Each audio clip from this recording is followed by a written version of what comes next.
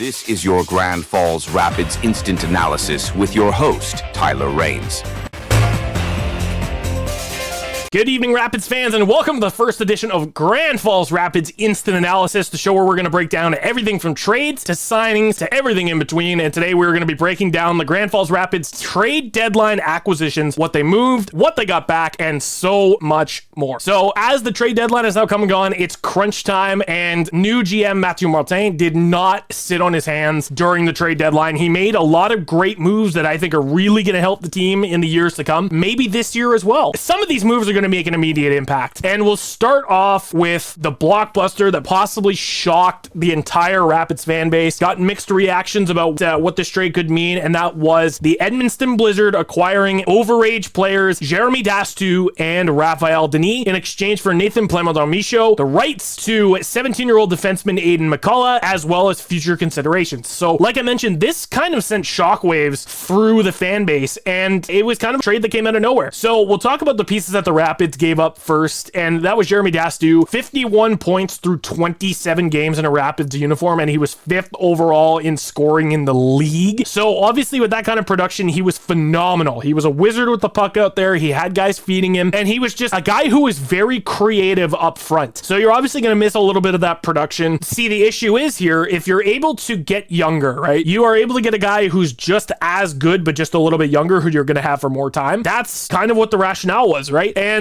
with Dastu, we would only have him and Denis until the end of the season before they would age out and move on anyway, because yes, it would be awesome to have them along, and absolutely it would be fun to see them suit up in Rapids uniforms for the rest of the year. But if a deal comes along where you can get a little bit better and a little bit younger, I think that this was the right move. So basically with him, you're getting a younger forward in Nathan Plamondon-Michaud who has that production value, but is obviously a year and a half younger, and that's the most important thing. We're going to talk a little bit more about him as well. The other part of that deal was Raphael Denis, and through the course of his Rapids career, played 71 games and 61 points through that span. So he only, if you can believe it or not, he only went 10 games without a point in a Rapids uniform, and that's pretty impressive. He was the highest scoring defenseman so far this season, and again, he would have aged out anyway at the end of the season, so they got a little bit younger. They got a guy like Aiden McCullough. If they can get him to commit next season, this is going to be a huge addition to the blue line, a very good defensive defenseman. So with that said, yes, they gave up another second round pick as well, but they also got future considerations, which could turn out to be draft picks or cash, or could be basically anything at this point. I like to call future considerations magic beans, because you never know what you're going to get, but they ended up getting a little bit of that in exchange for them as well. So we'll talk about the primary piece of this deal. That was Nathan Plamondon-Michaud. Stands at 6 foot on the dot, weighs 190 pounds, so he is a big guy, and he has this season 21 points in 34 games with the Blizzard. Now I want you to keep that stat in mind, because what I'm going to tell you next is going to be a little bit shocking. What if I told you he was able to put up those points from Edmonton's third line? Yes, you heard me right. That was him putting up 21 points on the third line through 34 games. The thing that I like about him is not just his offensive production. It's the fact that if you use him in a role like the top 6 for the Rapids, you pair him with a guy like Jonah Laird, he's going to go on a tear. And that's something that's super, super exciting. I know that I'm very excited to see him play. And again, one thing that you're getting back with him that I think you sort of gain is he has that extra bit of physicality, right? Because Jeremy Dastu was that pure playmaker. He didn't really go into the corners a whole lot. Plamondon-Michaud, he has that speed. He's got the physicality. And one player that I like to really compare him to is the sort of the playmaking version of, and a little bit older version of, Braden Campbell. If you've seen his skating, if you've seen how fast he is, him and Campbell in the same line would be absolutely deadly. Now, anything obviously could happen during that span, but I'm very excited to see him get into the lineup as well. Now, we're going to talk about the other piece that was in that deal, and that was Aiden McCullough. So he is a native of Paradise, Newfoundland, has been making waves in the QMJHL with the Cape Breton Eagles, where he's played very, very well in the defensive side of the game. Only has 1 point this season, however. But see, the thing is, it's not about his offense, it's about his defense and the way that he plays a two-way game. One of these things is that if you develop him properly and you use him on the PK or on your special teams, he's going to be a just just dominant force on the back end. And another piece of that too is that you're going to have him for more than one season. One thing that I absolutely adore about this guy is the fact that he is committed, right? He's very passionate when he plays defense. He's a guy who likes to break up those neutral zone chances, keep the puck out of his defending end and keep the puck away from the net. And that's what we needed, is something that was a defensively responsible player who can come in and make a difference on that blue line while also being able to quarterback the penalty kill and potentially the power play if they give him the keys to the kingdom. But it'll be interesting to see how he does. I don't think he's going to play for the Rapids this season. I would assume probably next year, or if the Eagles decide to cut him and send him down. But I think this would be a huge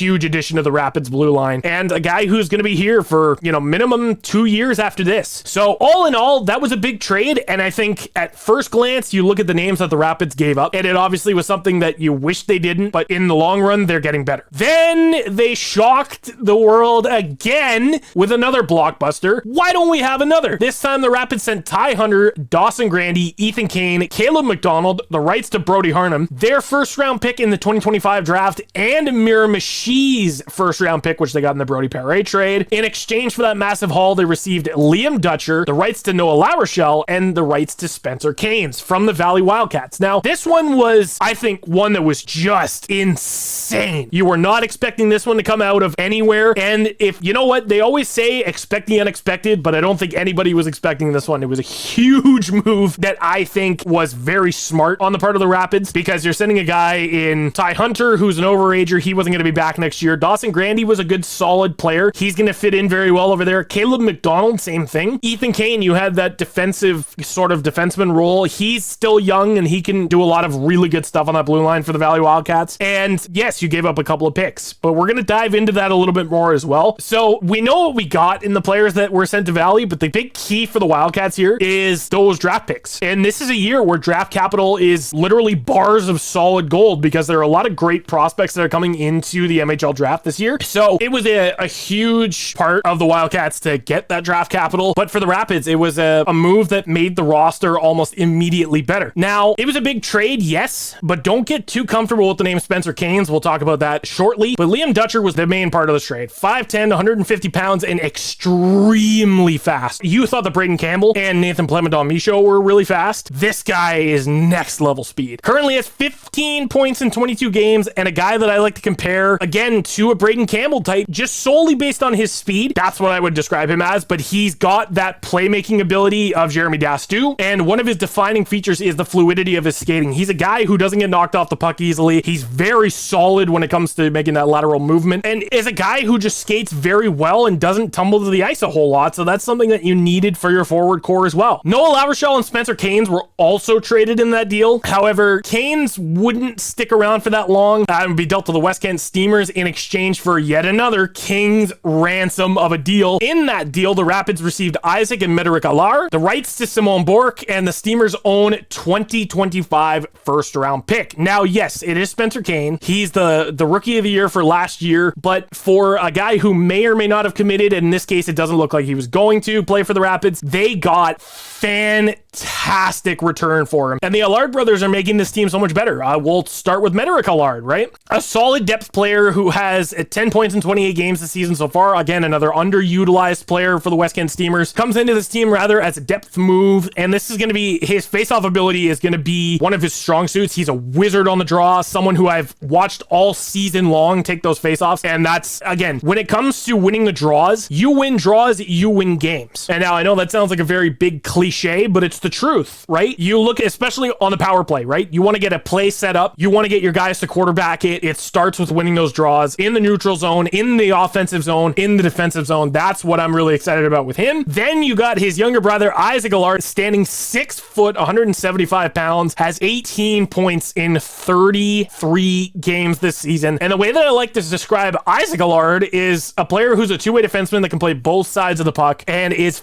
fantastic 5-on-5. He's sort of the replacement for Raphael Denis in a way because he's got that same production, but at the same time, he's also kind of that player who's defensively responsible. He has a great two-way game, whereas Denis was more of an offensive-minded defenseman. I always like to join up in the rush, and it seems that Allard does too, and I'm very excited to see how he's going to fit into this game, with this team rather. And then you got the rights to Simon Bork, who is playing with the Moncton Flyers U18 AAA squad, where he currently has 14 points in 24 games as a 16-year-old. Yes, a 16-year-old playing for the U18 team. He has 14 points in 24 games. Another defenseman who has only gone 10 games without a point. He has a lot of time to grow and develop and potentially make this Rapids lineup. And I think, again, he could be another Raphael Denis type where they decide to use him in a more offensive role. But he's a guy who, with some extra TLC and a little bit of development time and effort, he's going to be a very solid defenseman. And I'm super excited to see what is going to come of him.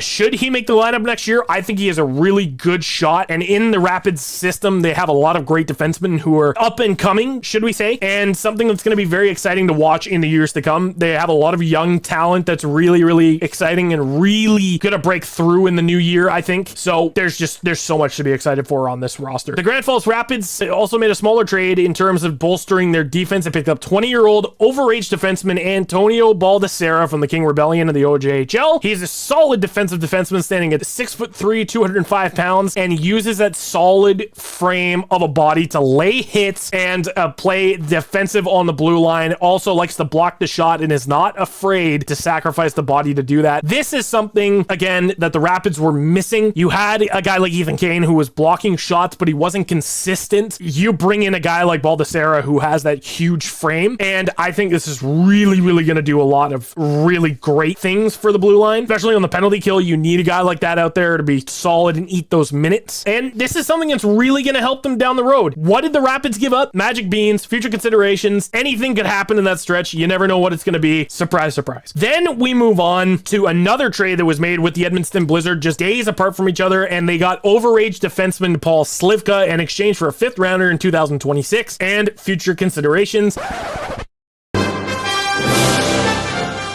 Man, he moves around a lot. Isn't that crazy? A huge move, but it's a solid addition to the bottom 4D. And he's a guy who you can basically use 5-on-5 to eat up a lot of those extra minutes. If you wanted to put in a 7th D even, he's a guy who's very solid. It can take up those minutes and use his defensive ability. One thing that I will say is that he has contributed offensively, 8 assists through 34 games to the Edmonton Blizzard, but again, underutilized. He is an overage defenseman, so he will be out at the end of the season, but he is, I would say, he's probably coming in and being a little bit more of a mentor to the younger guys, and I think this is a huge addition. Now, with trades and signings being announced, there are a couple more trades, but I want to talk about while we're on the topic of defensemen, and that is the signing of 19-year-old defenseman Anton Topolnitsky. He played for the Charlottetown Islanders over the past couple of years, brings that QMJHL experience, and is a guy who I think a lot of Rapids fans are going to get excited over. You look at how well he's played, and I want to just talk about this not from an offensive standpoint, but from a two-way standpoint. He's a guy who can, again, come in and play extremely well. He's a guy who's 20 years old, I should say. 6'2", 193 pounds, and again, is another guy who's not afraid to throw his weight around. Now, this should be a name that is a little bit familiar to Rapids fans. In the 2021 MHL season, he was at Rapids training camp, played a couple of games in the preseason, so we have got a decent look at him before, and getting the chance to see him suit up is going to be a real treat, because we've seen how good of a defenseman he was with Charlottetown, and just getting the opportunity to see him in a more defensive role, I think is going to be huge for this Rapids team. So Anton Topolnitsky was also another signing that they made. And you know what? While we're on the topic of great signings, great trades, being a wizard, I think Mathieu Martin may actually be a wizard, because this next set of trades, he very well might have proven that he is. The first one is that the Rapids traded the rights to defenseman Antoine Michaud to the Summerside Western Capitals in exchange for a 2026 second round pick, and you guessed it, future considerations. So they turned basically this trade into a guy who was is probably not going to play for the Rapids at all, into a second round pick for next year, which is going to be useful for any future trades or any sort of draft capital moving if they want to get better in the offseason, or if they want to trade basically anytime between the offseason and the start of the season next year. It's going to be huge, so that's a big asset. And the other trade was the trade that the Rapids made with the Truro Bearcats, and Eli Bergeron is on the way to the Truro Bearcats in exchange for Tristan Richard and Truro's 2025 first round pick. So again, you turned a guy who probably wasn't going to commit into, well, a guy who will be playing for Truro, he did commit to the Bearcats, into a first round pick in the draft this year, and Tristan Richard, who is going to be very, very solid when it comes to being that epic forward. And see, the thing about Richard too is that he played 3 games for the Campbellton Tigers this year as an affiliate player, just brought up in case of injury, but so far with the Moncton Flyers U18 AAA team, again, 23 points in 22 games. He is officially over a point per game, and I think if he is able to make the Rapids team next year, this is going to be a player who's very, very exciting to watch. You watch the dynamic speed bursts, how he traverses through the neutral zone, creating those open ice chances through the attacking zone as well. It's something that's very, very exciting, and I'm really, really looking forward to what he can bring to the table as well. So with that being said, the Rapids were big time buyers in the deadline, and they are obviously trying to make a push for the playoffs. 21 regular season games left, and the Rapids are much bigger and better than before. We'll see how the rest of the season shakes out. But before we go, I want to do a little bit of a recap, and I'll show you here what the Rapids gave up versus what they got in exchange. And I think that this is a pretty good haul, I will say this. So we'll start off with the subtractions. To the Edmonton Blizzard, you sent Jeremy Dastu and Raphael Denis, along with a second round pick and a 5th round pick in 2025 this year. To the Valley Wildcats, you sent Ty Hunter, Dawson Grandy, Caleb McDonald, Ethan Kane, the rights to Brody Harnum, as well as a first round pick from Grand Falls and a first round pick from Miramichi. Then you also sent the rights to Spencer Canes to the West Kent Steamers, and then off to the Edmonton Blizzard again, a 2026 5th round pick. Then to the Summerside Western Capitals, you sent Antoine Michaud over there for that pick as well. So then you look at the additions that the Rapids made: Nathan Plamondon Michaud, the rights to Aiden McCullough, Liam Dutcher, the rights to Spencer Canes, which they would again later flip off to West Kent, the rights to Noah LaRochelle, Antonio Baldessera, Anton Topolnitsky,